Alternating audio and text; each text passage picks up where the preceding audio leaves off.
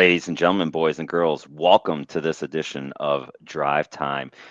Scooter and I are here with you. Showtime Sarah should be joining us later. She's got some schoolwork to finish up, and schoolwork is always first in my book, if you ask me. But that's just from the dad, of course. But here we are, October 13th. It's crazy.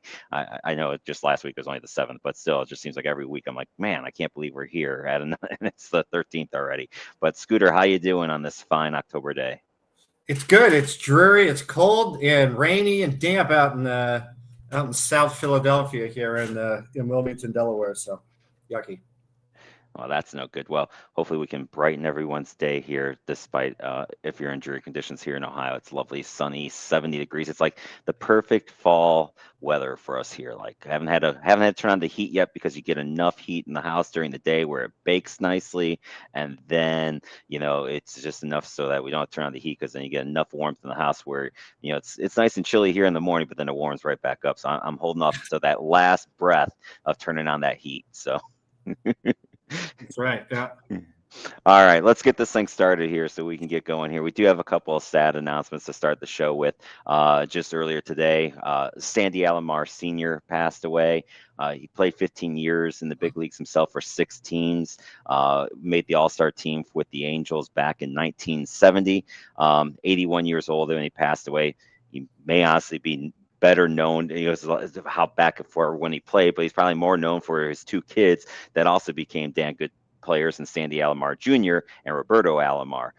So Sandy Alomar Sr. passes away, but he himself, I think, has forgotten that he had a pretty damn good career himself in the big leagues, and also went on to coach for several teams as well. Never as a manager, but was a coach, similar to what Sandy Alomar Jr. is doing with the Guards. So he was in Cleveland quite a bit because of his relationship with the son. So he would always be in town a bit. So it's a little personal, sad one. But rest in peace to Sandy Alomar Sr. Any memories of Sandy Alomar Sr., Scooter? I mean, I know he was on the Yankees once, but I mean, that was a long time ago. I don't even think I was. I mean, I'm sure I was alive, but I don't remember that. It's probably in the 70s. But you're right about his kids, Sandy Jr. and especially Roberto, is in the Baseball Hall of Fame. So Yeah. He is a great Toronto Blue Jay and an Oriole at some point, if I recall that correctly. So Yeah, I think that sounds about right for the teams that he played for sure. So, but yeah, so that one's a sad one. Then another one, this one might be one that you might be like, who? And then when I say, oh yeah, her, you're going to be like, oh, so rest in peace to Sister Jean Dolores Schmidt. She was 106 years old. She was the chaplain for the Loyola Chicago basketball teams. So you may remember from their Final Four run in 2018 that she was always there on the sidelines with them. And she did this job up until just recently. She finally retired 3 or 4 months ago. She wasn't doing well, and then unfortunately did pass away. But 106 years old, she was on that campus for 60 years. I think America grew to love her from that run in 2018, watching her cheer on Loyola Chicago there. And I love that run too, because anytime a mid-major goes on a run in the NCAA tournament, I am all for it, because it's fun for me being a mid-major school fan myself of the old Kent State Golden Flashes. But rest in peace to her. She was a sweetheart, always seemed very loving and kind, and man, that was a fun story back in 2018 when they went on that run. Yeah, that's great that she lived so long. And she was so energetic for so long as well. She loved the crowds and she loved basketball and she loved her team. So, but you got to think about it. I mean, she was in her 20s during World War II. So, Right. I mean, this is a lady who, she gave her heart and soul to God, if you will, specifically, but also to her community, and the emotion is great. So we'll miss her. Yep. Yeah. So I just want to give her her little shout out, her due too, because I think she passed away on Thursday or Friday.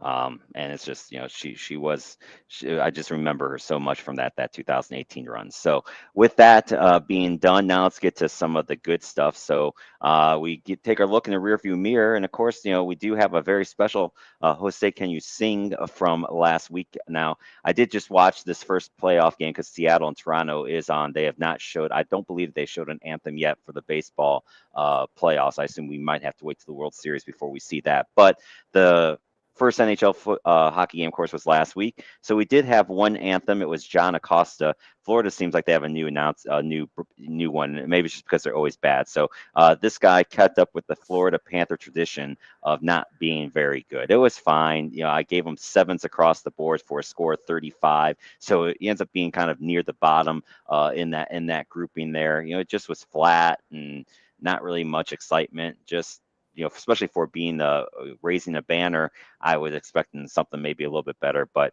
I guess as Duval Paul always says, he'll trade having terrible anthem singers for winning Stanley Cups, and I would probably agree with that. So we have 39 entries now. Our average score is still a 40.25. So as you can see, John comes in well underneath that average. Anything on my good old anthem fund, Scooter? No, I hear the anthem every day at work at noon, and so it's kind of cool that you do this too. So I mean, now, I know the words like crazy. Is it an instrumental version, or is it something different that you guys play at noon? It is not instrumental. It's actually like a choir that sings it. It's on all the Mission barbecues at 12 noon. And as one of our founders said, if we do it because we love to do it, and we can. And if the national anthem's not your thing, just come on in at 12:01. We're still white here. So, that's right. But yeah, I didn't see that, but it would have been great to have like you're getting your big trophy again, like maybe some sort of like military pair or a singer, which would be unbelievable. But that's okay, whatever. I know. I do like whenever somebody from the military does the anthem, they always seem to be solid because they just go out and sing it with a good, strong voice, and I love those ones. But but we're starting off again, so that's good. So I like just getting an anthem in there too. So now, look, everyone knows I don't think anyone follows Drive Time for my basketball knowledge, because we all know that it's probably my weakest point. But at the same time, we do have to give a shout to the Las Vegas Aces, who swept the Phoenix Mercury, if I could say it right, to win the title this last weekend. They pretty much killed them. I don't really think that any games appeared to be close to me from what at least from the final scores anyway. But it's their third title in 4 years, which that's in today's day of all the sports seem to be trying to get to where everyone is equal and everything like that. It's kind of, to me, a mini dynasty run for them, and A'ja Wilson gets her third title in 4 years as well.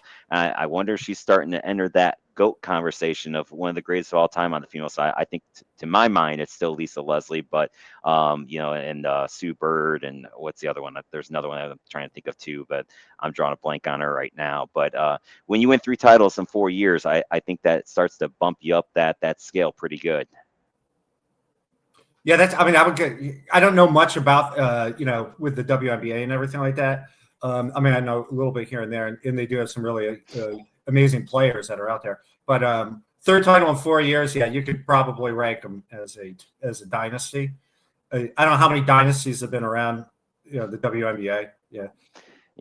Whether Rebecca Lobo took the New York Liberty to the championship, I can't recall or not. I can't remember either. But if I do know the Las Vegas Aces, are they not owned by your own?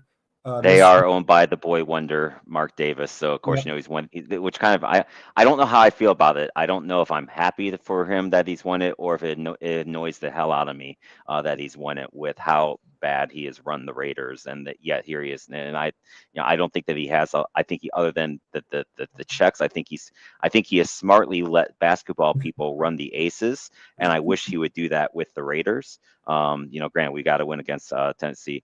Chuck, real quick comment going back to the thing. I think Carl Lewis is free if Florida wants to replace their singer. Man, I would love to have an opportunity to do an "Say Can You Sing" for Carl Lewis and give that bad boy the low score that it would have deserved. But yeah, that's right up there with, we could do a bottom 5 of all time anthems between Carl Lewis and Roseanne Arnold Barr, whatever she was going by at that time. I think those two would be pretty high up as far as the worst anthems. Well, she got, at the end of it, she got the groin pull in too. Yes. I totally forgot about that. Chuck, that's a great pull. I totally forgot about the Carl Lewis one. Well done, sir. Well done. Well done. Yeah. Yeah. So But yeah, but yeah. is Tom Brady is also a co-owner of the Las Vegas Aces, I believe, as well. He does have a minority share. And breaking news, it looks like Rodriguez for Seattle just hit a 3-run homer in the top of the first inning to give Seattle a 3-0 lead in game 2, which they won game 1. We'll get to baseball here in a little bit. But that game is on right now, and Seattle and Julio Rodriguez gets Seattle off and running early. Anthony checking in to say hi. Anthony, good to see you, my friend. Glad that you joined us. Love having you on the show. So there we go. So there's a little bit of our basketball talk. So let's say we were talking baseball. I think we have to start with the game on that was Saturday night, the epic Game 5 between Detroit and Seattle. My son and I, we watched that whole thing until 1 o'clock in the morning. Just an amazing baseball game. Like, that's what playoff baseball is all about, between the crowd in Seattle, which was fired up the entire game. Skubal goes 6 innings, strikes out 13 batters, he was on fire the whole playoffs. I think he had like a 1.24 ERA for the entire playoffs. Kirby for Seattle joined him. He pitched 5 innings, struck out 6. The bullpens were crazy in the sense that they would get themselves in trouble. They got out of it. Like the Tigers had the bases loaded with 1 out, couldn't score. Seattle had like 2 or 3 different times where they had second and third with 1 out, couldn't score. Detroit then would get second and third with 1 out, didn't score. And then it took until the 15th inning when Polanco finally gets the hit to get a run across. And just, and I almost feel bad for the Tigers, because you felt bad for whoever's going to lose that game, because you go 15 innings of just up and down like that. But it was a great game. Were you able to stay awake for it, Scooter? I got it to the 11th, and then I fell asleep in bed with the game on. Yeah, I think a lot of people probably fell asleep to it, and it brought me back, because 3 years ago now, because we were at the game that won 18 innings between the Rays and Cleveland, when SpongeBob hits the home run to win it 1-0. And man, I have never been more exhausted leaving a baseball game than after 18 innings of a playoff game where you're just up and down and cheering and stuff. Let's see here. What's he got here? Scooter, what is a realistic time frame to fairly analyze the front office's drafting ability? Do you have to wait 5 years to fairly grade Peter Bendix in the front office that Miami has? So I think he's talking about the front office. How I think it just, for me anyway, Anthony, I think it depends on the team and who you're drafting. Because and how and when they finally come up, because especially with baseball, like, you can draft some of these kids, and similar in hockey too. You draft these kids, you're not going to see them, up in the majors for 3, 4, sometimes 5 years. So I think it all just depends on the who and the when. I think 5 years is probably a good enough time frame when you're adding in free agency and stuff to see, like, after 5 years, you should know you should have an idea as a fan what your front office is doing. If you don't know what your front office is doing after 5 years, then I think you can start questioning that. What do you think, Scooter? Yeah, I think the 5-year range is that's a good question too, Anthony. That's awesome. I think the 5-year range in baseball is acceptable. I mean, if you draft high, like you have the first few picks of 1, 2, 3, maybe even the top 5, then like those guys better like be on your team within like 3 years, maybe even 2 years. Outside of the top 5, okay, then you got to wait a little longer. Yeah, unlike the NFL, it's like you got about 2 to 3 years to figure it out. Otherwise, you boom. Agree. I think that's probably right. With baseball, it's such a hit and miss thing too. Then he says here, because Miami has changed their philosophy when it comes to hitting.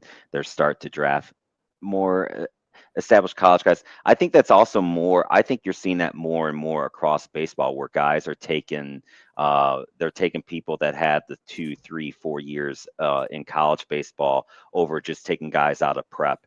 I think that's more than just Miami. Cleveland, I know, they very rarely take a high school kid. They're pretty much always taking somebody with college experience. If they're maybe a late flyer on somebody, I think they like having people that have proven themselves in college. So I don't think that's just a Miami thing, Anthony. I think you're seeing more and more baseball teams do that, as opposed to taking the kid right out of high school and hoping that they can train him up that way. I think with the college thing too is, I mean, that's like 4 years of big time. I mean, depending on where you are, but college baseball all over the place is big time in college Yep, baseball. It's one way to put it. It's not like NCAA college football. Like, agree. okay, so there's some crappy teams and it's whatever, but then there's some established great teams. In college baseball, I mean, it's so great, and it's like a minor league in itself. So, and then a lot of the teams can wait on some of these guys too. Like you look at like Orion Zimmerman, he was drafted after his senior year at University of Virginia, and then by the end or early September, he was on the Nationals. Yep. Like he didn't need much. Like he didn't need much experience in the minor leagues because he was ready. He had that 4 years. Yeah, I agree. So this is a perfect segue here into the next one because we're going to talk about Milwaukee, who took out Chicago in their game 5 to win their series 3-2. They win the final game 3-1. Started off as a bullpen game where both teams started a bullpen player. Mizorowski, the young kid for Milwaukee, does go 4 innings. He did give up the 1 run, but he pitched pretty well in the 4 innings. Then Uribe comes in to shut the door for them in the final 2 innings. All 4 runs in that game were scored on solo shots. Contreras, Vaughn, and Turan for the Brewers, and then Suzuki for the Cubs. So kind of surprised it was a 3-1 game, but at the same time, the Milwaukee's pitching finally showed up, and that kind of leads to this question by Anthony, and I'll give my answer on it first. Is this harsh? But I feel that Milwaukee has gotten lucky to playoffs. I feel that they're just the regular season team. The Dodgers are going to prove it. They're going to sweep them. I don't know that they're going to sweep them. I do think the Dodgers are clearly the favorite. They've got way more better players. I think what Milwaukee does well, and maybe that's wise, they just hit well. Like they don't have a lot of guys. They don't have the 40, 50 home run guys, but they put the ball where people aren't. And they go base to base and they steal incredibly well and they get decent enough pitching. So while I think, Milwaukee has surprised some people, like Milwaukee, like this is who they are. It's, they kind of play small ball similar to Cleveland because, Cleveland and these mid-market teams like Cleveland and Milwaukee have done the best job of the mid-market teams of finding a way to compete with the big boys. Like they draft well, they bring up their players well, and I think that has helped teams like that. So are they ever going to have the same type of roster that the Dodgers are going to have? No. Does that mean the Dodgers are probably going to win this series? Yeah, I mean they're clearly the favorites, but could I see Milwaukee staying in this and keeping it a series? I think that they will. Yeah, I don't disagree with you at all there too. But they get back to that luck. Hey, it's good to be lucky.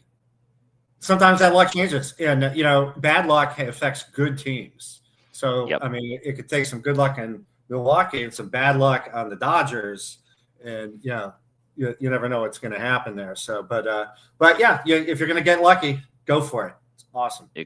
Exactly. Anthony says the reason why I'm saying this is because look at what happened with Philadelphia. A lot of people thought Philly was a better team, and LA went to Philly and basically destroyed the Phillies. Yeah, I agree. LA, which is the next one here that I had up here, I think LA defeated Philly in 4 games. And look, Guilty as charged. Yeah, I mean, winning the whole thing. I thought they would do well too in that series against LA, but look, I always remember all year I said I always felt like LA was playing with their food, and I think they just were waiting to turn it on, and I think you're starting to see LA turn it on. I mean, look, they have the best roster in all of baseball. It's not surprising if LA wins this whole thing. I personally will be rooting for whoever comes out of the AL, but we'll see how this all plays out. I do want to bring up the way that last game ended for the poor kid Orion Kerkering, who bases are loaded, there's 2 outs, the ball comes back to him, he can't handle it cleanly. You can see the panic in his face. You can kind of tell they're pointing for him to throw to first, and he goes home, and it's an errant throw. And and of course, the poor thing for this poor kid is it happens with Philly, and we all know how Philly fans are very reasonable about their players making a mistake, right? Like we know how reasonable Philly fans can be. So I feel bad for this poor kid. I don't know how he's gonna come up from it last year. It's just a bad mistake. And you feel bad for a kid in the heat of the moment, throws the ball. I'm not even sure they would have gotten him at first because of where the runner was at. It would have been a close play. That was his only play, but you feel bad for the kid, but especially with it being with a Philly fan. Well, there's your luck playing into that game again. It was just that one hit. And yeah, if he fields it cleanly, no, he's going right to first. I don't think he's getting that after the problem with the ball. So he had to go to home, and I mean, we don't know what it's like, but it's like boom, boom, boom, boom, boom. It must be crazy, and he's a young kid too. So what everything that's going on in his mind, he threw it high. Yep. Yeah, he probably gets them. I don't know, but I can tell you this: that the Philly fans have not done anything.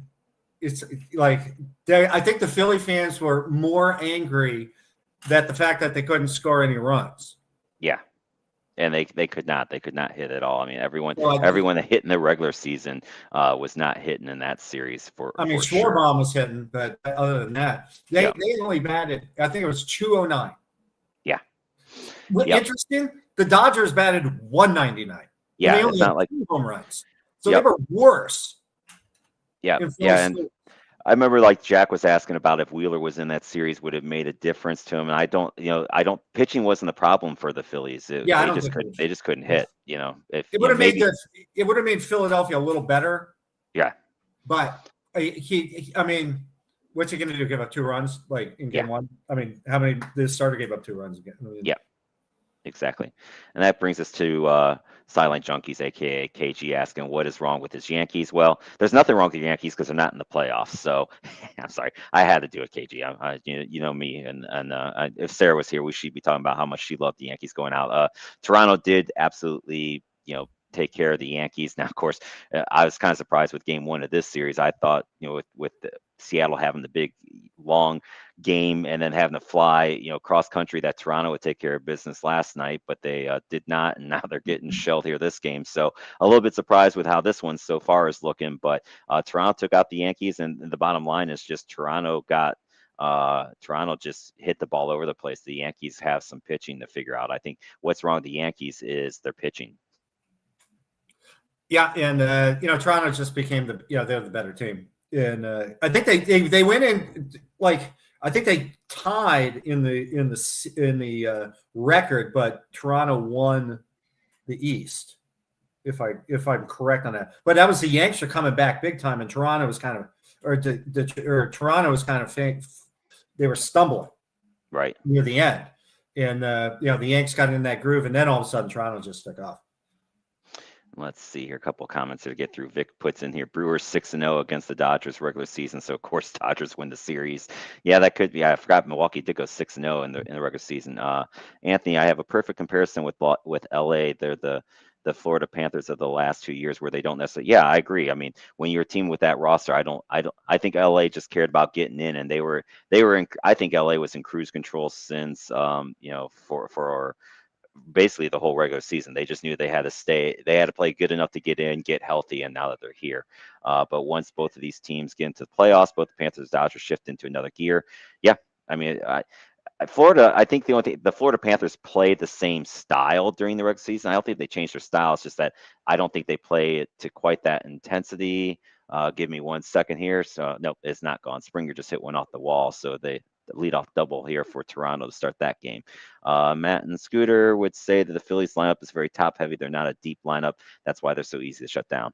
Yeah, I mean, I probably say 1 through 6, they're okay. Then you get a little bit, questionable in their lineup. But even 1 through 6 really didn't hit. They basically had Schwarber and Harper wasn't anywhere to be found this series either. So, which I'm sure for some of the Nats fans out there, they're probably happy to see Harper struggle in the postseason. Sometimes it's just face good pitching. Yep. And late breaking news, kind of a surprise. Mike Schlitt, who is the manager for the Padres, announced that he is going to retire. He just said the grind of a 162 game season was just too much for him. Overall, a very good manager. It took him to the playoffs the last couple of years. Of course, never could get over the hump of they'd win one playoff series maybe, but couldn't get into the NLCS. They'd always seem to lose to either LA or somebody else in the second round. So a kind of a surprise job hiring, and we just had Seattle just threw the ball away on a little blooper, and so a run has scored for Toronto. So it is now 3-1. Toronto now has another man on second with nobody out. So this game is off to a crazy start up in Toronto right now. All Well, right. whoever's So going to be the manager of the Padres, yeah, they have a decent team.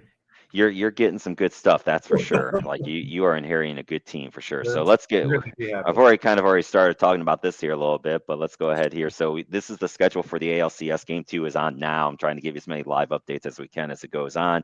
Seattle won 3-1 in Game 1 last night. Let me pull up here my stats here from that. Miller went 6 innings for Seattle. Munoz got the save. Polanco. He's making his case for playoff MVP because he scored. He got the RBIs for 2 of the runs. Of course, Cal Raleigh hits a home run to tie the game at 1. Springer got the home run to start off Toronto. So, like I said, they got off to a quick start, and especially with Seattle coming off of that late game, I really thought for sure it would take them some time to maybe get into the series because you got to travel. You have the excitement of the 15-inning game, but Seattle picked up right where they left off, and I think this series has 7 games. I am so looking forward to the series. I think it's going to be fun. So far, this game today is proving this correct. I think the series will go 7, and this is just going to be rock'em sock'em baseball because both of these teams can hit and they can pitch too a little bit. Toronto's bullpen gets a little bit suspect, but I think this is going to be a fun series, and I'm just happy that it's a couple teams that haven't been there in a while too. Yeah, I'm looking forward to it too. 7 games. That sounds good. I like it. Probably Yes. some multi-inning games there too. So. Yep. So we'll see. It's going to be fun for sure. Then over on the NL, this starts tonight. Game 1 is at 7 tonight. This is now Milwaukee does have home field because remember they did end up with the better record. So Milwaukee has the home field advantage over LA. As Vic kindly mentioned for us, that they have Milwaukee did go 6-0 in the regular season. This is one of those old ones. Does the regular season matter or not? We will find out. But I don't know. I still think Milwaukee can keep this close and make it a series. But we'll see if LA has totally turned it on or not. Yeah, I mean that one, as good as LA is, I don't know. This one could be a 7 games too because Milwaukee does have their number. So. I hope so. I was happy when the Cubs lost. Like I really kind of wanted Philly and Milwaukee, and then I got obviously I wanted Cleveland in the AL, but when Cleveland got eliminated, I wanted Seattle and Toronto was my next choice. So I was hoping to get where all 4 teams I could root for were like, okay, if any one of these 4 teams win, because I don't mind the Phillies. There's a few that there's a lot of players on there that I actually like. So I'm probably more rooting for Toronto because we call them the Guardians North because there's just so many ex-Guardian players on this Toronto roster right now. But overall, like I know for sure, even if it's Milwaukee that comes out of it, even though I wouldn't mind them winning it for Euchre, if I probably root for whoever between Seattle and Toronto that wins this thing. Yeah. All right, Sarah, are you there? You look like you're on mute, so I don't know if you're quite yet ready to join us, but she popped up there anyway. Well, at least her little thing there popped up, so she's getting closer. So I am here, but I'm having camera troubles. Camera troubles. Well, that's okay. Your voice counts. Okay, cool. So, any thoughts on the baseball stuff before we wrap it up, Sarah? Did you see any of it or anything you want to add on it? I will say I think it's obviously great when like different teams are kind of showing up in playoffs. Obviously for that to really fully occur, the Dodgers would need to be eliminated, which I think I kind of have to hope for a Hail Mary by Milwaukee for that. But I do think like the Seattle Toronto game is like the series is going to be super fun. I would like to see obviously one of those teams probably win the World Series. But that's really all I can really say about that. I mean, my dream came true with the Yankees being eliminated, so I'm most satisfied. Well, hey, I agree with you on that. So, all right, let's get into some football. We got a lot of stuff here that happened over the weekend too. But the most important thing that happened is Kent State won another football game, ladies and gentlemen. Yes, that's right. Kent State is up to two wins this year, and they get their first win in 3 years against an FBS school. Their other 2 wins were against a Division II school and an FCS school, whatever the hell the second, whatever it used to be, 1AA. So They finally get a win, and they defeated UMass 48-6, which makes you ask the question, how the hell bad is UMass, right? Which they are now 0-6 on the year, so it's not like we beat a team that won a game. Kent took the opening kickoff, returned it for a touchdown, and never looked back. But don't worry, I do not have high hopes. We play Toledo next week, which is one of the better teams in the MAC, and we should get trounced fairly easily next week as well. But either way, we've got 2 wins, and we just had a base hit for Toronto to make it 3-2 in the first inning, so it is now 3-2. So Toronto is coming right back in this game. Any thoughts on Kent State? Hey, go Kent State. I never did. Beating UMass. I guess Andy Isabella is no longer playing for UMass anymore. So good for them. Wait. So who is the worst team in college football now? Apparently UMass. It's now UMass. Yeah, they are now ranked the lowest team. So I think we are still second lowest, even with the win against them. It did not jump us up against anyone. Akron has not won a game yet this year. Hold on. Nope, it's caught. Never mind. I thought it had a 2-run homer in Toronto. So ended the first now 3-2 Seattle. So Seattle survives the first inning with a 1-run lead. But yeah, UMass is officially the worst team in football. I was watching the Wake Forest Oregon State game. I did not know Oregon State was 0-6. Yeah. Jack giving you some love there. Showtime. She says Showtime has been killing it in the Sidelight Junkies podcast weekly NFL pick'em. Yeah, I think I'm like tied for second right now. Yeah. I was doing well, but I was terrible last week. I've not looked yet to see where I'm at. I think I'm higher than you and Scooter. So Jack, you're like second or third. Hey, yeah. You're beating Jack. Oh, I'm beating Jack now? Oh, okay. The gentleman. Oh, by the way, let's not, if we mess with UMass too much, we might get under Paulie's skin. Because Liam Cohen, the coach of the Jaguars, played football there. He was a quarterback. That's true. Well, I have to take my love wherever I can get it for Kent State. So, all right. So now let's get into the upsets of the weekend, because there were a lot. Now, of course, we got the big one to dissect, which is, not only does Penn State lose their 3rd game in a row to Northwestern, they then fire Franklin immediately afterwards. But that wasn't the only upset. USC took down Michigan, and they just drubbed them. As well, which, as an Ohio State fan, I love watching Michigan lose. Utah, who's been in and out of the top 25, but was out of it at the time, crushed Arizona State 42-10. Colorado gets a big win for Coach Dion, because they were struggling a little bit. They beat an up and down Iowa State team that's been in and out of the rankings. They're 24-17. Pitt takes care of a so-called, the Florida State team, who, after that win against Alabama, man, it's just been downhill for Florida State since then. They lose to Pitt 34-31. Texas comes up 23-6 against Oklahoma. So Oklahoma gets their first loss of the year.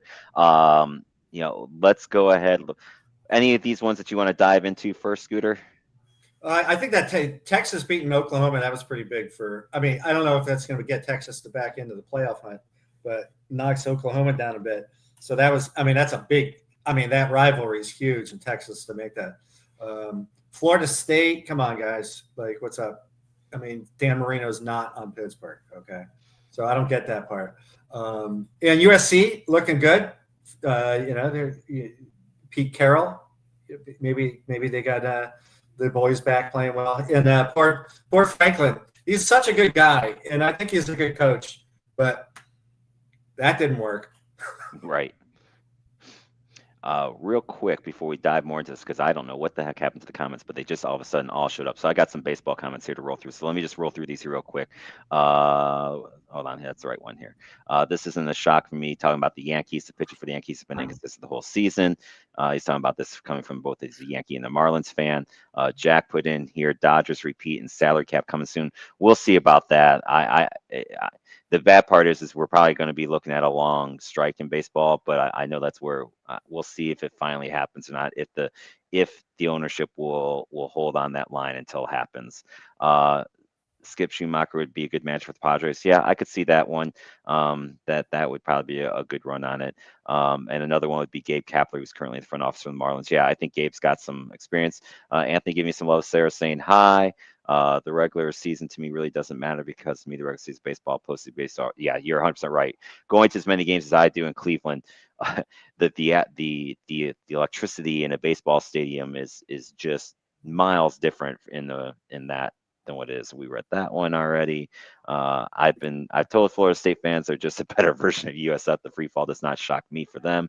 I agree with that. Maddie, did you know Kent State leads the nation with 2 kickoff? Yes, they do, and it's the same guy that has the 2. And he's one. You get 2 kickoff returns for a touchdown. That's how you get a late draft pick sometimes. So it'll be interesting to see. Of course, next year he won't be in Kent State anymore because when you do this, like he's going to get NIL money somewhere. So he'll be in the transfer portal at the end of the year. Clark is his last name. I think Franklin's going to end up being the head coach at Florida after they fire Billy Napier.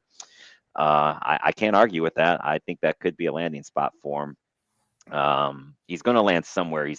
My feelings on Penn State are this. I think that their fans believe that the program was much better than what it actually is. I think that Franklin did a good job of bringing them back to, being respectable. But Penn State is I don't think that they are a national championship contending team. I just don't think that they are. I think, and Franklin, unfortunately, was never able to go over the hump and win one of these big games. And then clearly he lost the team, in that UCLA game because you could just tell, and even against Northwestern, you could just tell he's lost the team. I think they had to fire him. I don't feel too bad for the guy because he's still making, $49 million in his buyout. It's crazy it's something crazy with you. So I think Penn State's fan base and alumni have higher expectations than what I think they actually should. Who do you get to now? Who do you get to coach there? I just don't know. We'll see who goes to Penn State next year. I think, I just don't know. All right, so there's my thoughts on it. Oh yeah, Brian puts in here. I agree with you on Penn State. Thank you, boss man. Appreciate that. Scooter, what any other thoughts you want to throw in here on the Penn State situation? No, I mean, it's a tough place to coach, obviously. No one's really been able to do it successfully since Joe Pop. So, yep. Here they go again. Yeah, and I think that's, like KG here. Franklin went to the playoff last year and fired less than a year later. Yeah, I mean, I've never, and this might be one, I don't know that I've ever seen anything like this where you go from, they were ranked 3rd. Some polls was 2, going into the game they lost at home. Who the hell did they lose to the first time? Why am I drawing a blank? Was it Oregon? Who did they lose? Yeah, it was Oregon, right? The double overtime game, was that Oregon that they lost to? Why am I drawing a blank on who they lost to? Yeah, I think it was. Yeah, but then and then they lose to UCLA, and then this one to Wisconsin, and now he's fired, or not Wisconsin, to Northwestern, and now he's fired. Like, it's the quickest downfall of a national coach that I think I have ever seen. Yeah, Ben confirmed it for me as Oregon. So, this isn't the last we've seen of Franklin, though. He'll be back. Oh yeah, he's going to land somewhere. It'll be interesting to see where he lands. He's successful too. Yeah, I think so too. And you almost kind of root for a coach like that has this happen to them to them be successful in their next stop and maybe even play Penn State and beat Penn State. Like that would be fun for me. But I look, an Ohio State fan that I kind of am. I always enjoy watching Penn State and Michigan lose. So this is kind of enjoyable for me in that sense, but I still think that Franklin just got the shaft on this here for sure. Drew Allard got him fired. Yeah, that I think you're right. That's probably something like that too. And this is going to be interesting. Of course now, he's done for the year, so a bad injury for him. How does this whole season affect his draft stock? Because a lot of people are talking about him being the number 1 pick in the draft. Does that still happen? Yeah, Jackson. I had Penn State 1, and yeah. Now, Jack, I wasn't going to do that to you. I wasn't going to do you dirty by reminding people of where you had those 2 teams, but you did it to yourself. So we can let that happen if that happens that way.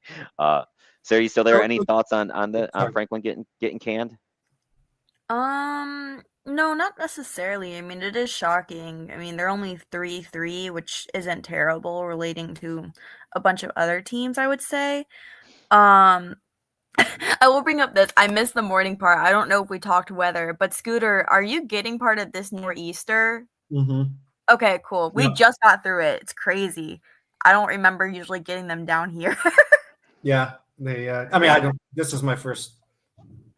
This is my second winter, if you will, out here. So it's all new to me out here. we're full service here. We give you weather updates too on Yeah. drive time. Like Scott, you were saying something else too. What were your Yeah, thoughts before? I mean, for Sorry. a coach, okay, so Penn State will probably want a coach that's got some experience in there that's been on a big time level before, and that is recently, as in this year, is on a little smaller program, but is very successful in it.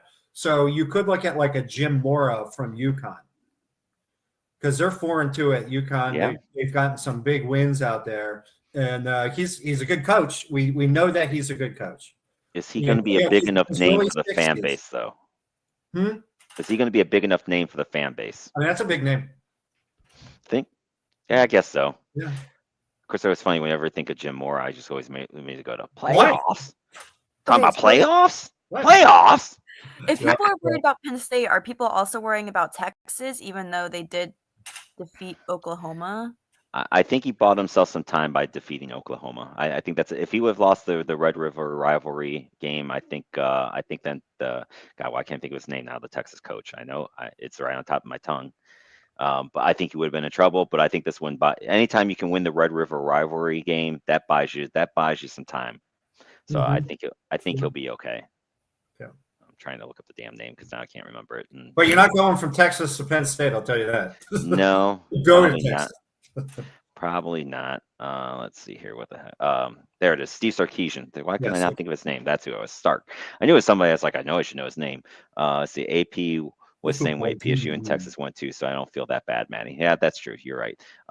Sardinia has time. Yep, there you go. All right. So there's our upsets. Now we got the top 25. We had some good matchups here too. Ohio State took care of Illinois.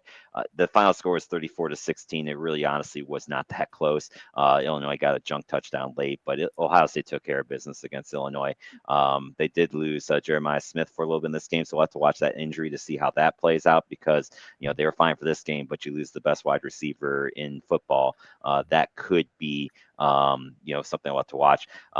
Alabama took care of Mizzou, and this is similar to Penn State with Missouri, right? They've got to win one of these big games. They've been here these last few years where they get one of these big games and it was a close game. It was a good game. Alabama took care of it 27-24, but they just could not get over the hump.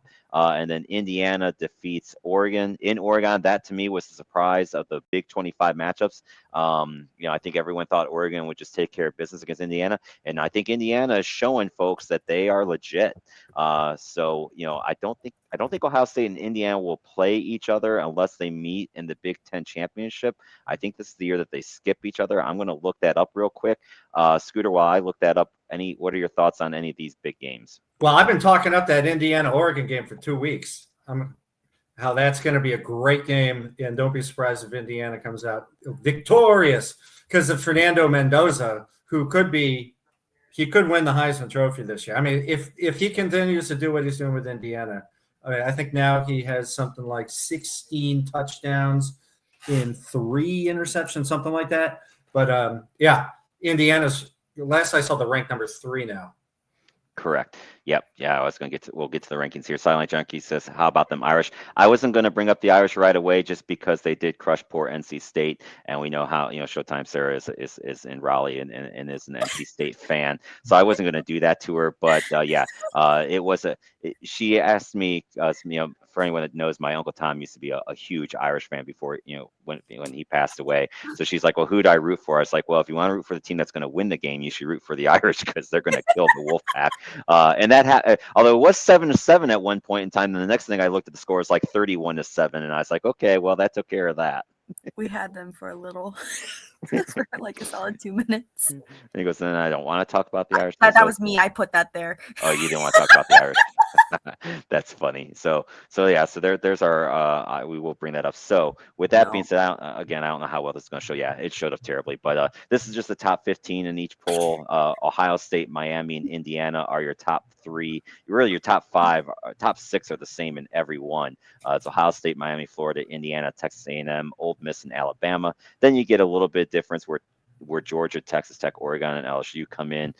Tennessee, Georgia Tech, Oklahoma, BYU, and Notre Dame. So Notre Dame is in that 13 to 15 spot, depending on which poll you look at. KG saying sorry, Showtime. So sorry for rubbing it in there for you. But so there's our top 15 polls. So that brings us to these matchups here coming into this week. You got some more good ones. And LSU number 10 against Vandy number 17. Both teams are 5-1. Ole Miss, who they're still number 5, but they barely beat a bad Washington State team. They were 30-point favorites and had to eke that game out. They go down to Georgia. I think Ole Miss was a case of they probably were looking ahead to this game and took Washington State probably a little too lightly. So now they go head. Then you got the good old Tennessee against Alabama. And look, I think a lot of people wrote off Alabama after that loss to Florida State, but they turned around and won 3 big games in a row. USC goes to Notre Dame, and this is kind of like, this is a big game for Notre Dame. If they want any chance of getting into the playoff, they've got to win this game because it's really their last game that they've got against a ranked team. If they don't win this one, I don't see any way that Notre Dame makes it into the playoffs. And then you got Utah, who just got into it after their upset against Arizona State, going up against an undefeated BYU team that's only 15th, mostly because BYU's not really played anyone yet. But they beat Utah. I'll be interested to see how that affects them. So any of these games, Scooter, that you want to holler about? I mean, USC Notre Dame is always a good game, and especially out there in South Bend. So that's going to be awesome. Utah, BYU, but I Tennessee, Alabama, that should be fun. But I think that USC Notre Dame game should be pretty fun. Yep, I agree. That should be a good game for sure. And like you said, USC and Notre Dame always is. I'm kind of looking forward to Ole Miss Georgia too. I think that's just an intriguing match. Another one of these for Ole Miss to prove that they belong. So we'll see if they can do that or not. Sarah, any of these matchups that you're looking forward to?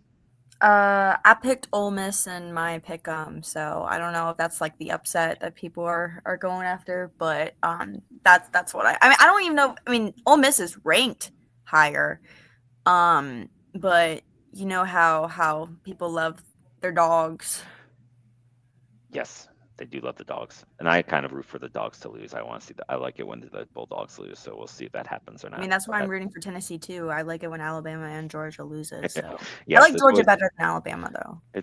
It is always fun when Alabama and Georgia lose. I don't know why that's the case, but at least to me anyway. So I'm with you on that. All right. Anything else on college football here before we wrap this thing up here with a bow and get to the NFL? Well, I know that Miami, the second ranked, they take on unranked Louisville, so they should win that one. And then Indiana, they're playing Michigan, unranked Michigan State, so they should win that one. Yeah, Michigan State just got killed by UCLA, so I'm not trusting Michigan State. Michigan State just does not look good at all. So 2 and 3, and then we could get some good numbers from their quarterbacks too, which are high. Both of those guys are Heisman Trophy candidates back in Mendoza.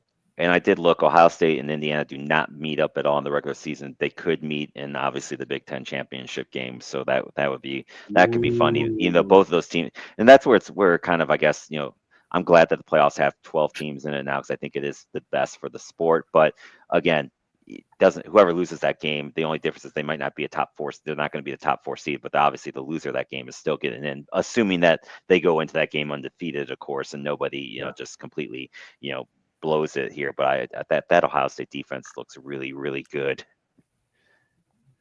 All right, so let's get into the NFL news. We start with some firings today. The Titans fire Brian Callahan, 1-5 this year. 4-19, over barely not even 2 years yet. I don't know. I mean, look, you're starting a brand new rookie quarterback. There's not a lot of talent on this roster. I don't know what they were expecting from the guy, but at the same time, it's the NFL. You don't get immediate results. You get fired. So Brian Shanahan, congratulations. You are the first coach fired this year. What are your thoughts on it, Scooter?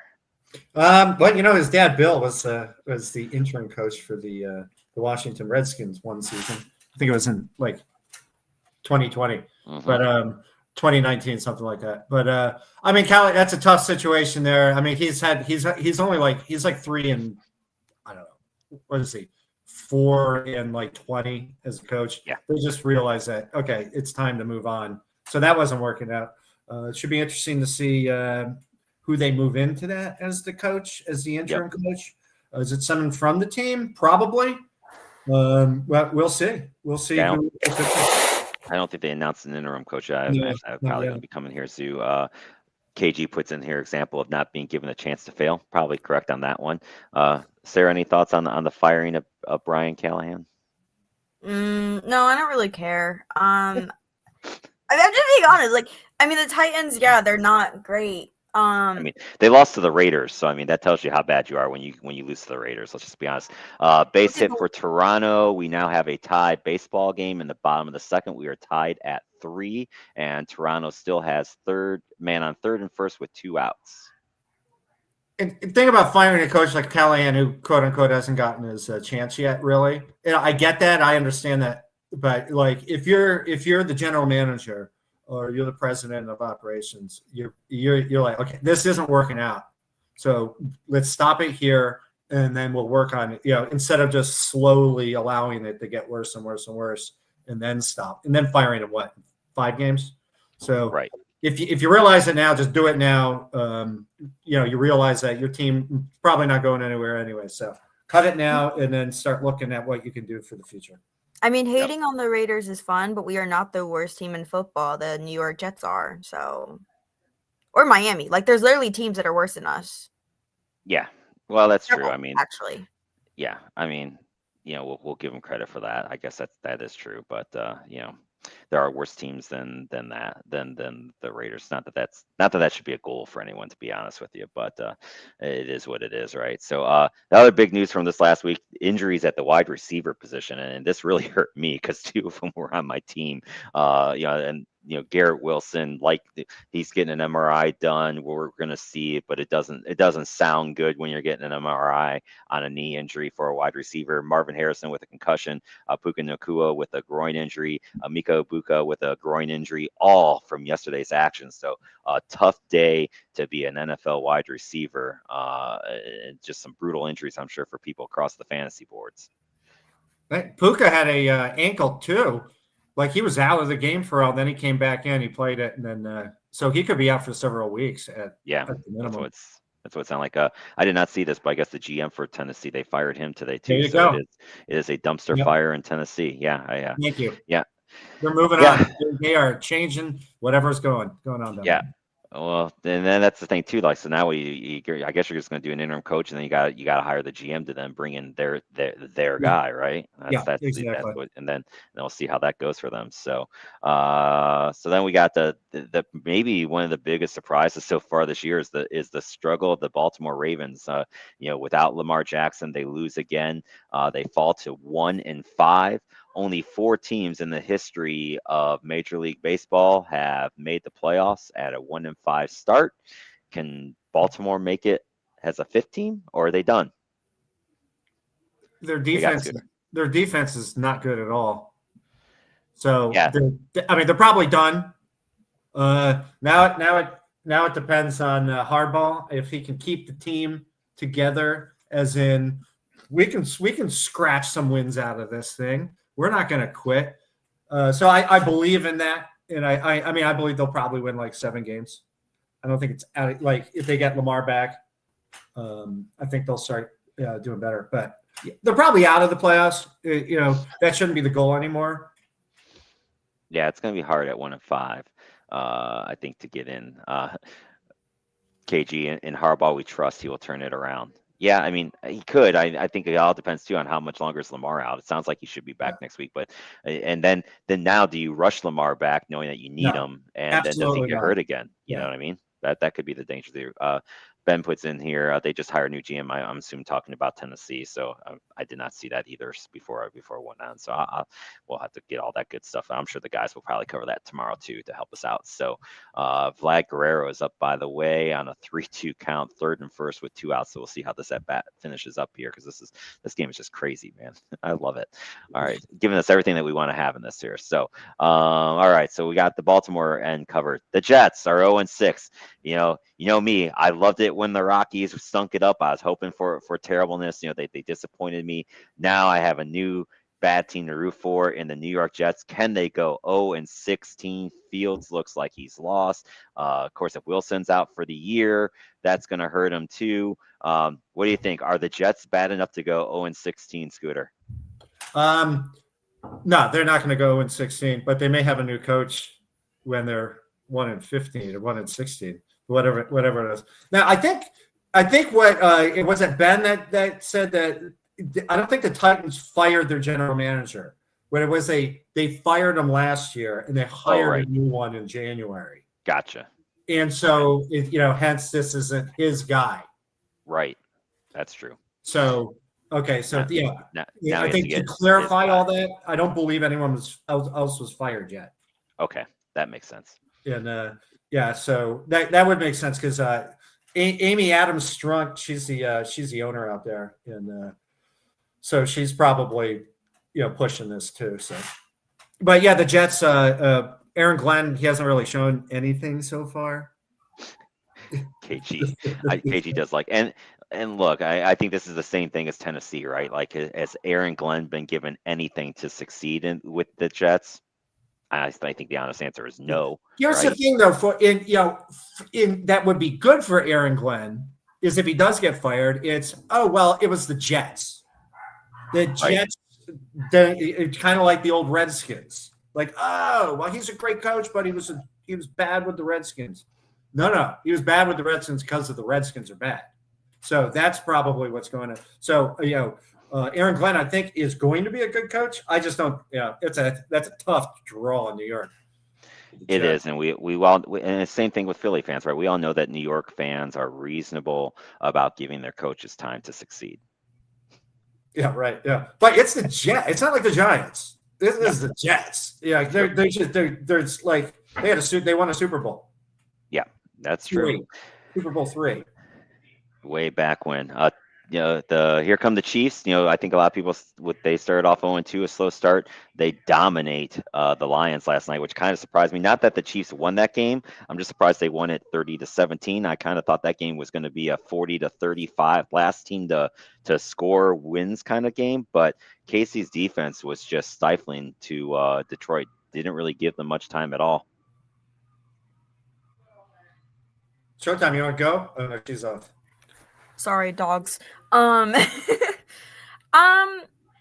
mean, the Chiefs, the thing is, I watched the game for a second and I saw the Lions were winning, and then that's when the Chiefs got the lead, I think. It was before this halftime started. But I mean, I still don't think the Chiefs I don't think they are better than they were last year. But I mean, yeah, they are still good. There are better teams out there, though, definitely. They're not as strong as they used to be. I agree with that.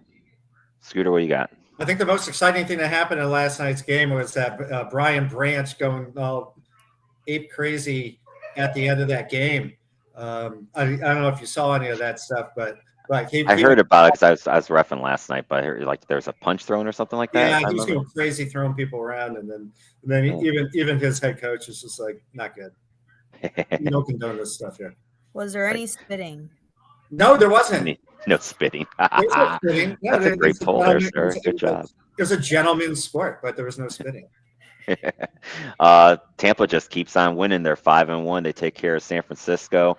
And look, being someone that loves watching the Browns stink it up, I enjoy nothing better than watching Baker Mayfield leading Tampa Bay like he is to success, and watching these Cleveland fans they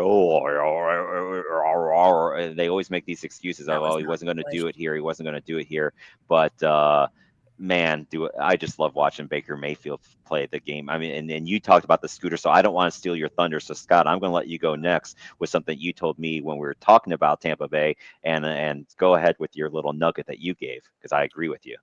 I'm trying to remember which nugget that was. You're talking about MVP. Oh yeah, well, I mean, Baker Mayfield. I mean, he should be the clear runner of the MVP right now. The way that guy's been playing, especially the last 2 years. I mean, he's been sick. I mean, he's going to be on pace for this year. He'll be on pace for 38 touchdowns and 3 interceptions, something goofy like that. Yeah. I mean, thousands of yards. He is reminding me of Brett Favre right now.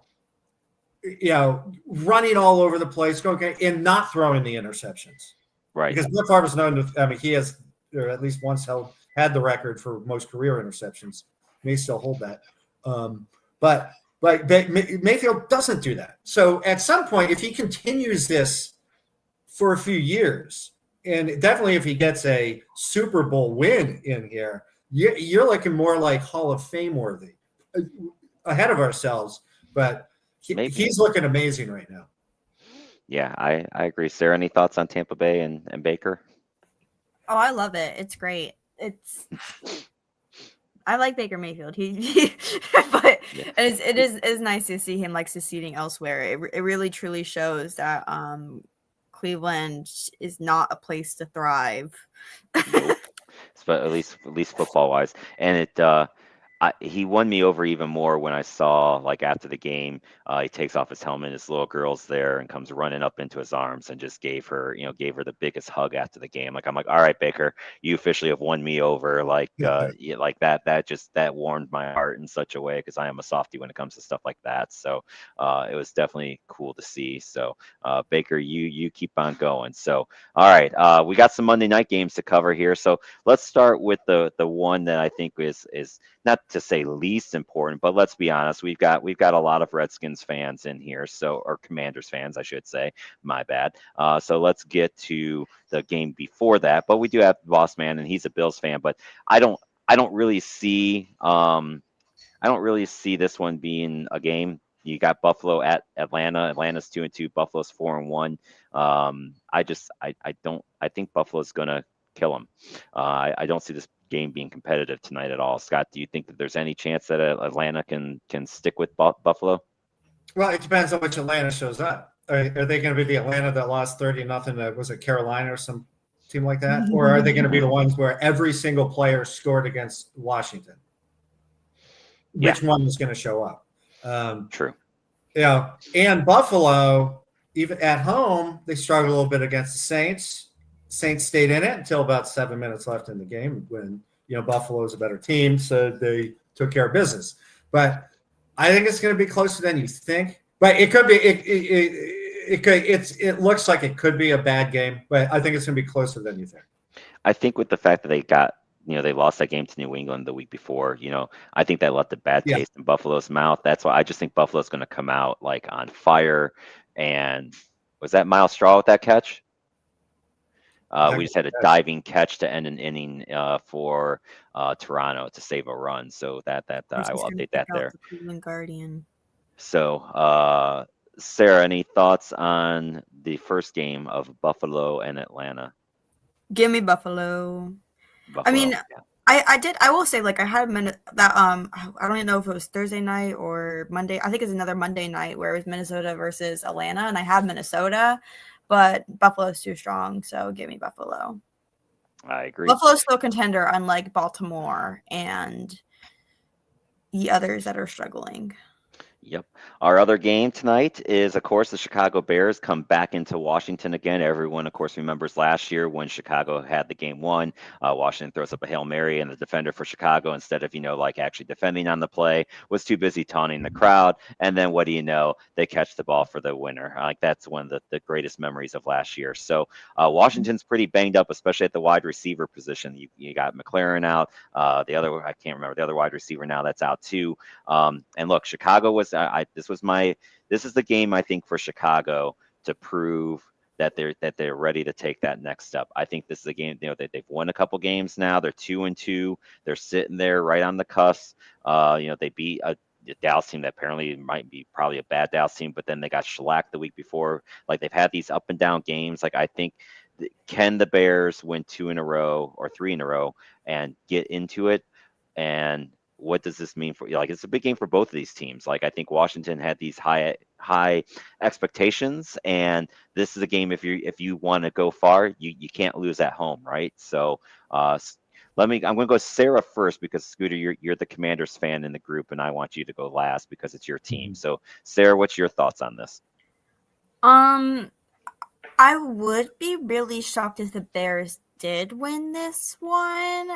But with them being 2-2, I'm also like, okay, I mean, it's not, or them being 2-2 and Washington being 3-2. I think it's a closer game if you look at record wise. But I still think Washington will get away with it, kind of throw some more salt on the wound from last year. All right, Scooter, your turn. What are your thoughts on your Commanders tonight against Chicago? Well, Washington certainly took care of business last week. So, I mean, that was and they were losing 10-0. They won 27-10. So, I mean, and they beat a really good Chargers team, right? I mean, yeah, right. Yeah, they beat a Chargers team who's actually okay, but they had no offensive line, which was helpful to Washington. But I mean, here's the one thing that we forget with the Bears is that so it's kind of like they won it, right? The players that were there in that game last year, they feel that they should have won that game, and they should have won that game. But there's another component. Oh, they have a new coach. What does he know? He was the offensive coordinator of the Lions, who were thrashed by Washington Commanders in the playoffs. Yep. So I think there's a little motivation all around here for the Bears, and you can't take the Bears lightly. I mean, Washington should have lost last year, and they didn't. They certainly can tonight. I don't think they do. But with Noah Brown and Terry McLaurin out, that's totally not helpful, but Jaden seems to make his own luck, which is good. So that's the way I'm seeing it. First time in 13 meetings, these two teams will have the same quarterback in back-to-back games. That is crazy to think about. Wow, that's a great stat, Midnight. Appreciate that stat there. Yeah, I mean that is a crazy stat. That this is the first time in 13 meetings that they're going to have the same quarterbacks going at each other. And that goes back to like the mid '90s. And there was Gus Frerotte and I forgot the other one. But I love that you say Gus Frerotte and it just That's like me with most of the Raiders quarterbacks I think about over the last few years. Oh boy, good times for all. All right, so this was actually not a bad quarterback, by the way. Yeah. Now, I don't have much. I thought this is a good spot for me to bring this part up because my travels through Europe, and I know the NFL is really trying to make it seem like the NFL is big in Europe. And look, now I was not in London, and that's where most of these games have been. But I was in Berlin for a football Sunday, and they've been trying to do some of these games in Berlin too. So I was very curious that Sunday, and look, it's a 6-hour time difference, but the 1 o'clock games start at 8 o'clock there, so that's kind of prime bar time, and you're walking around. I was curious to see, like, okay, has it hit? Like, is it talked about over here? Is it on the TVs when you're walking by? The honest answer is no. I honestly don't think Europeans care about the NFL. They don't. You don't hear any sports talk is not about the NFL at all. I know that the NFL is trying to do this thing, but I think where these games are big is because I think it's an experience where people from the States go to these places to see the games. Yeah, they get some local folks in because look, if there's anything I've learned about Europeans is if they can find a sporting event to go drink at, they'll do that. But I just don't like it's soccer. Like it's soccer, and then the second sport is soccer. And the third sport is soccer. The only other sport that I saw talked about while I was over there was the Ryder Cup. And that's it. Like, I don't think the NFL is really as big in Europe as I think now. Maybe we weren't in the right spots to see it, but we walked by plenty of places that, that had sporting events on that Sunday in Berlin. And I didn't see an NFL game on any of them. Anything you want to throw on that, Scooter? I mean, I'm not surprised at all.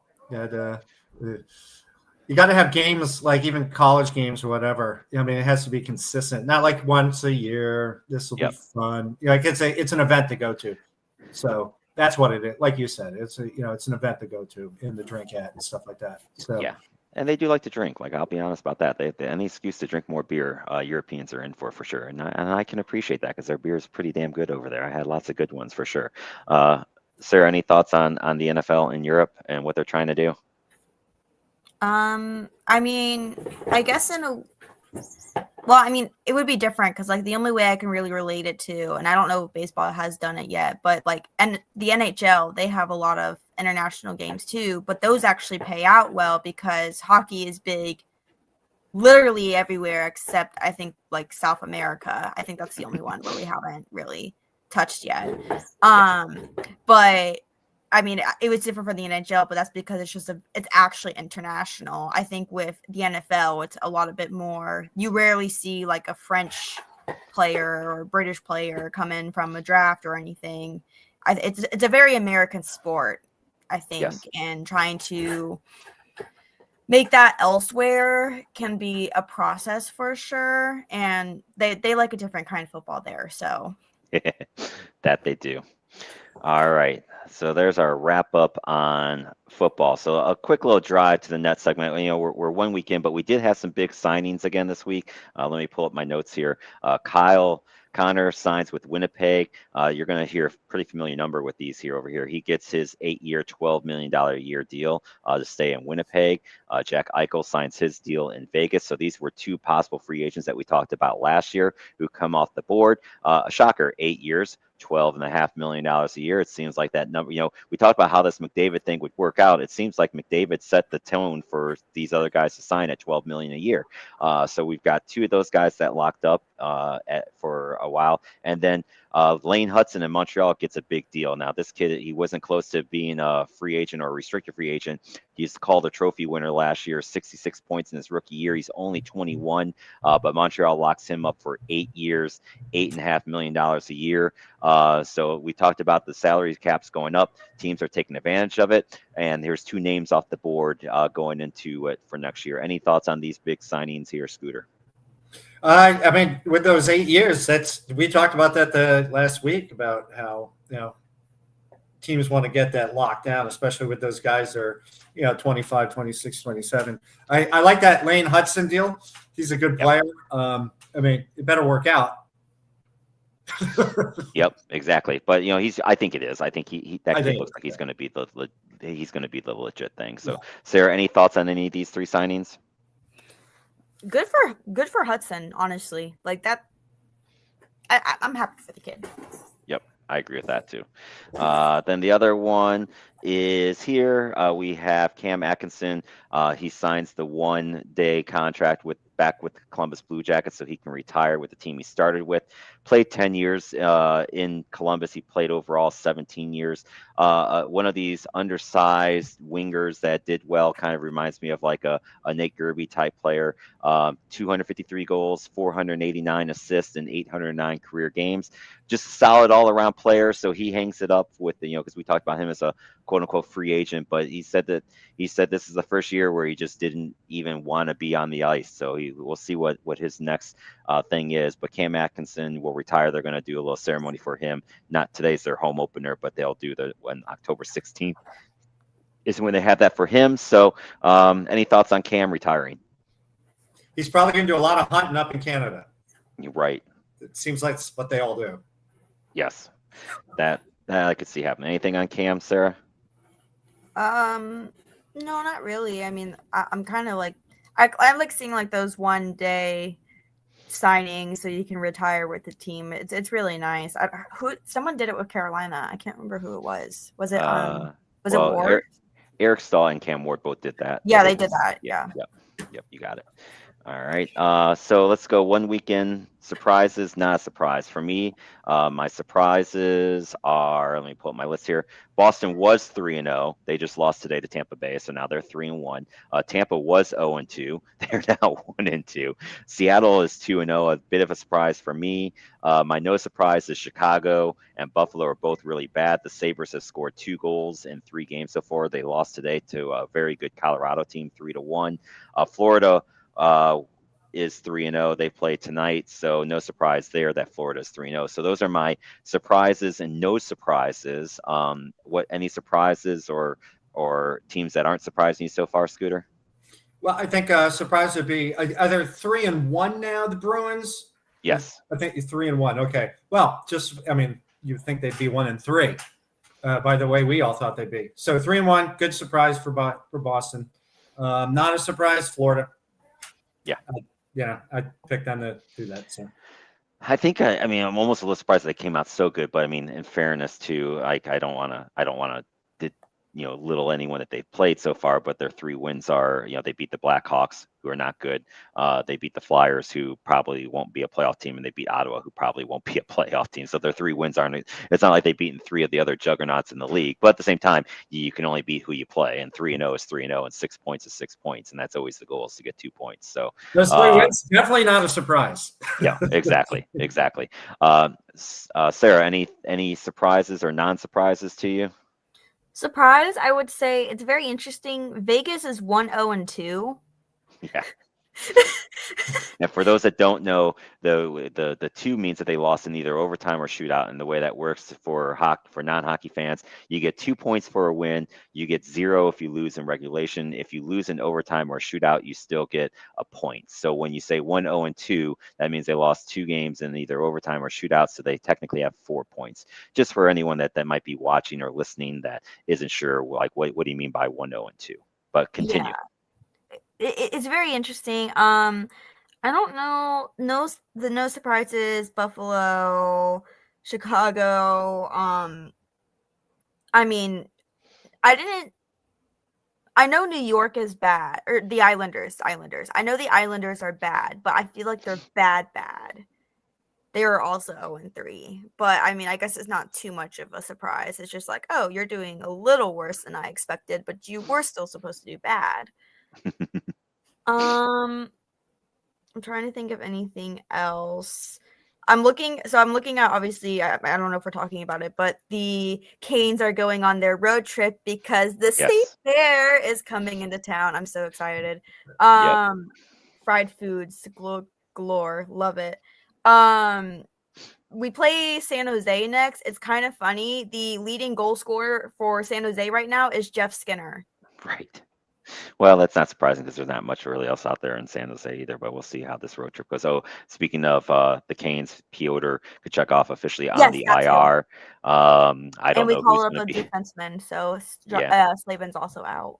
Yeah, I don't know who's going to. It's going to be an interesting road trip because they're going to be without Slavin for a couple days. Freddie's going to have to carry the bulk of the load because our backup is some guy I've never heard of unless they add a goalie. So it's going to be an interesting road trip for Carolina early on. It's an early test for a team that should be very good, and they are 2-0. So that's always that. Again, same goal is to win games, and they've done that the first 2 games. I mean, looking at the schedule, it's all kind of spaced out, like day-wise. There's no back-to-back. I think obviously back-to-back we would have to put a backup goalie in. So again, hopefully Freddie should be able to hold the coop. I'm looking at it right now. I would say like we're probably 4-2 maybe. I would be happy with a 4-2. Yeah. I'm always happy on a 6-game road trip. You get 6 points. Go 3-3 if you get anything more than that with overtime losses. then good for that. So, Scooter, any last second hockey thoughts? No, go Caps. They look pretty. I mean, they lost every one of their first game. It was against Boston, the surprise Boston Bruins. But shout out the Rangers though, 1-0. I always love watching the Rangers lose. That was a really good game. It felt like a playoff game because it was pretty physical, and I like that they got into it. And then they took care of business against the Islanders the other night on Saturday. Yeah, the Islanders might not be good this year either. That's another team that I didn't have them in the playoffs, but they lost 5-2 today to Winnipeg. So, yep. I agree with you, Sarah. That they don't look good. All right, so this is the moment that everyone's been waiting for. We are going to turn it over to Showtime Sarah. So let's go. What is the latest news here that happened on Dancing with the Stars? Okay, hold on. I gotta pull up my notes. I had different notes pulled up, a bunch of bio. Okay. So we have. This is gonna be a fun one because I already had to spoil it to the group chat because it's just great news. This was Disney night, so we had a lot of Disney theme kind of shows going on. My personal favorites was Alex, a TikTok influencer. She did a Maleficent, which Paul, I'm sure you remember us watching that movie as a kid all the time. It is a great movie, and she did a great waltz to it. Another favorite of mine was Danielle Official. She did a Jungle Book theme. Trying to look at the other one. I also liked Jordan Childs and Ezra because she was related. She was doing one to Tiana, obviously, the Princess and the Frog. It was super weird because they were doing a bunch of like there was a couple ones that were like basically park themes for Disney World or Disneyland, whatever's out there. I get them confused. Like we had Elaine doing Space Mountain. But she does have a cool story. Like she was like actually part of the casting for it, I think, or I can't remember the exact. And then Jordan was doing another like theme to that. I'm trying to. So elimination. I can't remember who the bottom 3 were exactly, but I do remember who was eliminated. Hilaria has finally been eliminated from Dancing with the Stars. Get your cucumbers, get whatever. It's over. War is over. I will unfortunately give her kudos. Oh no, what is Uh-oh. Oh, he pulled out a cucumber. Scooter, you're the best. I love it. I will unfortunately give her kudos. Paul, she tried to do a quick step to Katina Ban from the popular Star Wars. Oh, really? Okay. Yep. Yeah, she tried. Bill Murray version. The what? The Bill Murray version. That'll go over Sarah's head. I don't know if she remembers that. Star Remember Wars. that Star Wars. We're talking about Star Wars. Yeah, I play it, but then my show, then the show gets if I play any clips like that, then I get yelled at. So yeah, copyright. So I can't do that anymore. But yeah, so Hilaria is eliminated. Next week or for tomorrow is dedication night. So basically, I'm gonna be emotional. I will say some honorable ones. Andy's doing it with his daughter. They actually get to bring out the people to dance with. Andy's bringing out his daughter. Obviously, gotta mention. I told a little bit about it. Danielle Fishel is bringing out Mr. Feeney. Is that his name, Mr. Feeney?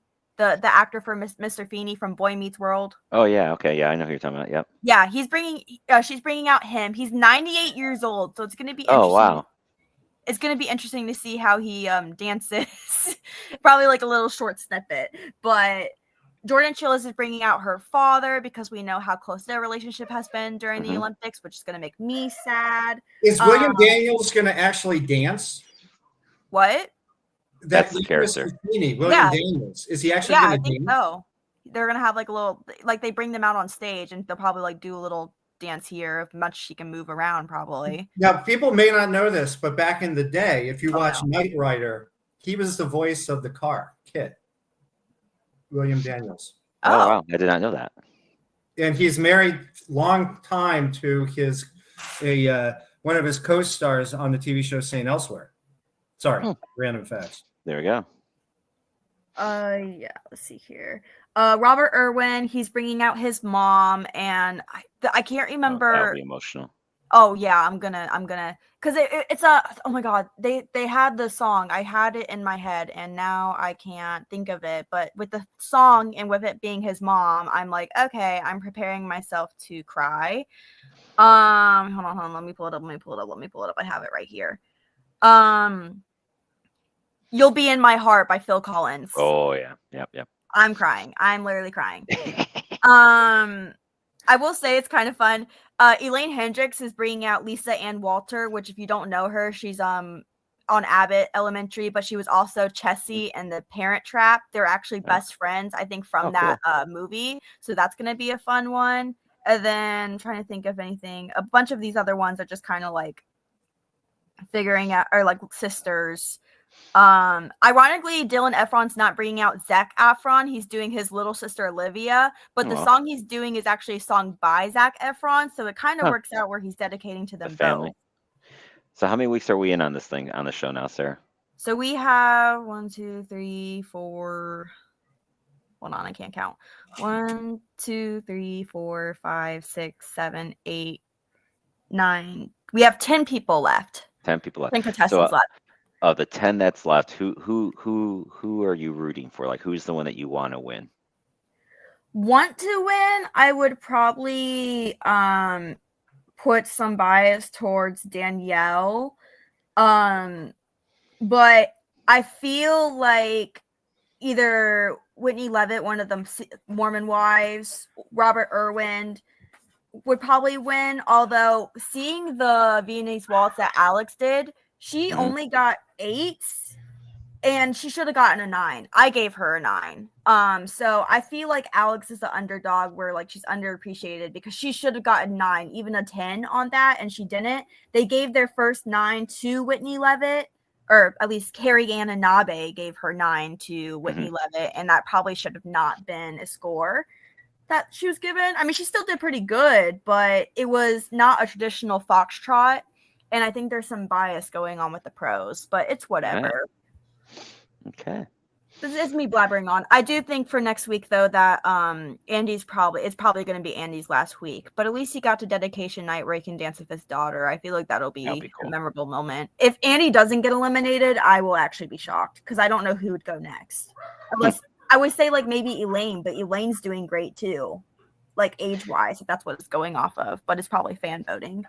Of course, a lot of people fall in love with Andy, so then that's where it's going to keep in for longer. It's his whole thing. It's his whole thing. See, this is what you come to Drive Time for, ladies and gentlemen. You don't get breakdowns like this on any other show. I promise you that. Who else is breaking down Dancing with the Stars like we do here on Drive Time? Like we are full access for everybody here. I love it. Well, thank you, Sarah. I love these. I look forward to these every week. So that's good stuff. So with that, we're getting close to time here. So we're going on. We've been rambling here for an hour and a half now. So next week's show, we do my wife and I we do normally we do a week of camping up at Ohio Pile in Pennsylvania to go watch the leave, the fall colors and stuff like that. But since we were in Europe for so long, we're just doing a long weekend. So we come back on Monday. I'm not sure yet if we're going to be back by 5 o'clock. I got to talk it over with her and see exactly what time we're leaving. So we might do the show on Tuesday next week just to give myself some time to unpack and stuff like that. So we'll see, but I'll get that out later in the week and make sure the guys know so that way we can broadcast. So we'll either be here Monday at 5 or maybe Tuesday at 5 is probably what we're looking at. One of those 2 days at 5, but we'll be here one of these 2 days. And we got all kinds of good stuff here. And I'll just leave this here because I'm going to bring this one off here for now. But the bottom of the 4th is just now over. So we're going into the top of the 5th. We are still tied at 3. Maybe the biggest surprise of this whole entire show is this. We did not have a single Sarah Hates today. Scooter didn't mention Hartford one single time. And now if you do it, it doesn't count because I coaxed you into it. But on your own, we had zeros here today. So a bit of a surprise on the show today. No Hartford and no Sarah Hates. So with that being said, we got football, hockey, everything's it's a great time of year. I think the NBA is going to be starting up here next week too. So look, this is your place to be here on the Sideline Junkies. You got the Pretenders and Contenders coming up tonight at 7. I don't know. I did not see who his guest is going to be tonight. But that's kind of a unique show in that it looks at especially high school football going on right now with Coach Powell being high school football. His team got a big win over the weekend. So I'm sure he'll be excited about that. We'll hear about that. And it's a great look into what is the insanity of high school sports. Tuesday Night Flight, of course, will then be up tomorrow night. Then we got the passenger seat on Wednesday, then Thursday Night Throwdown, which if you haven't seen a Thursday Night Throwdown, the Midnight Rider gives the best intro of any of our shows. It happens with a Thursday Night Throwdown. You almost just got to join in just to watch his intro. It's a classic. Then the WrestleManiacs on Saturday night, and then, of course, the Sunday Morning Rise, especially now, gets you ready for the NFL season. So ladies and gentlemen, this is the place to be here on the Sideline Junkies network. So we always appreciate you guys joining in today. Scooter, any last minute thoughts here as we wrap it up? No, let's have a great week. It should hopefully have some good football games tonight, and Washington wins at the end. Well, I guess I can't really because my big pick was Chicago making the playoffs, so I think it helps me if Chicago wins this game, but we'll see if that happens or not. So, Showtime, Sarah, any thoughts before we wrap it up?